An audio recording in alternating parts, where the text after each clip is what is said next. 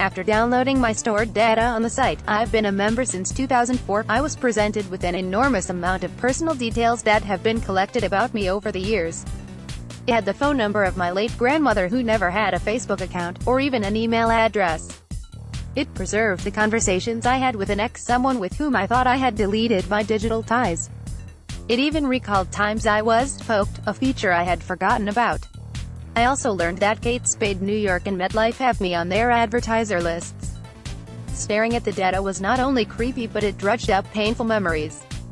After the news broke last week that data firm Cambridge Analytica accessed information from 50 million Facebook users without their knowledge, I wanted to know more about what information Facebook has on me. By visiting the settings page, I clicked an option to download a copy of my data at the bottom of the general account section. Facebook emailed me a link to download my data. The process took about 10 minutes. The downloading time depends on how much data you've generated. The data is segmented into groups, like ads, contact info, events, messages, timeline, and more. I started with the Ads tab and learned which advertisers possessed my contact information. They include Bed Bath & Beyond, Target, and Marriott Rewards.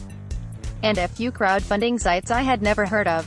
One of my male colleagues had a few surprising advertisers collecting his data: Rod Stewart, Sally Beauty, and Cyndi Lauper. He said he's not a fan of any of those brands. I can view the dates I became friends with among my contacts on Facebook. Facebook also preserved conversations I had with people I've tried to forget. But apparently I didn't try hard enough. That includes the guy the first dated on and off for several years. I hadn't actively deleted our Messenger conversations. Messenger is the chat app also owned by Facebook.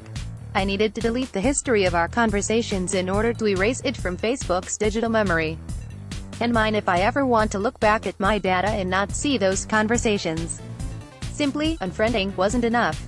The contact info section read like a Rolodex of all the contacts I've had ever stored in my phone, including individuals that I no longer have in my most recent iPhone. It wasn't immediately clear how I could purge this data from Facebook's memory. The company has not yet responded to a request for comment. How to control other data was more straightforward, like manually revoking the Facebook app's permissions that I once authorized to access my Facebook information. Same goes for advertisers. To take myself off customer lists for certain, or all, advertisers, I simply needed to uncheck them via the Preferences page. The key is understanding all of the information that Facebook is gathering. In all this, I came to the realization that the act of Facebooking should not be a passive sport. CNN Money, New York, first published March 24, 2018, 3:41 p.m. Eastern Time.